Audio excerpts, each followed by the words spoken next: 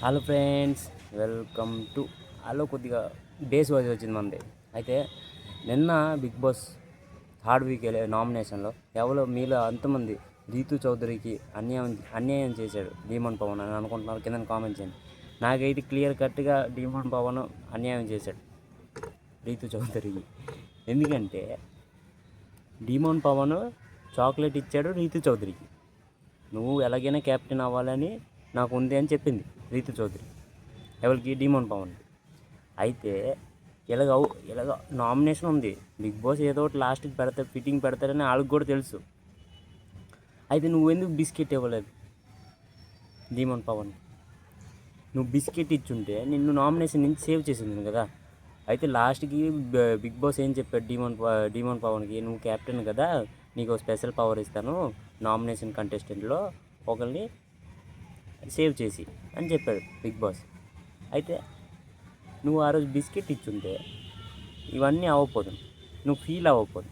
నువ్వు బిస్కెట్ ఇవ్వడం మర్చిపోయావు అంతే. రీతు చౌదరి బిస్కెట్ ఇచ్చుంటే ఇది అవ్వకపోదు. ఇది నేను చెప్పేది.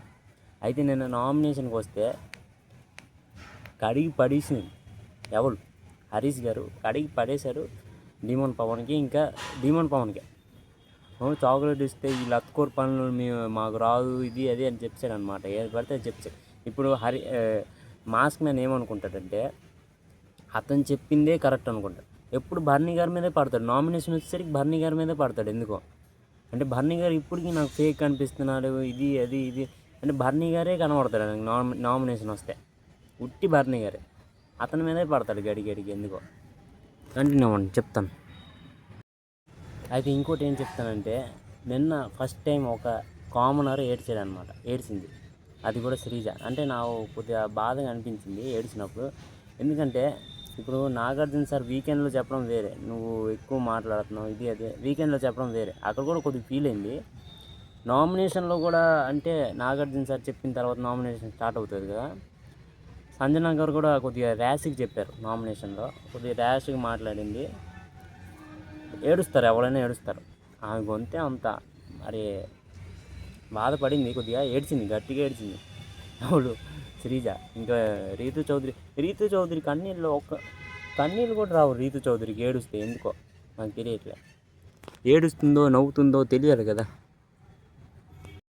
చలో, అయితే నిన్న నామినేషన్ అంత ఇంట్రెస్టింగ్ ఏమి మనకు అనిపించలేదు.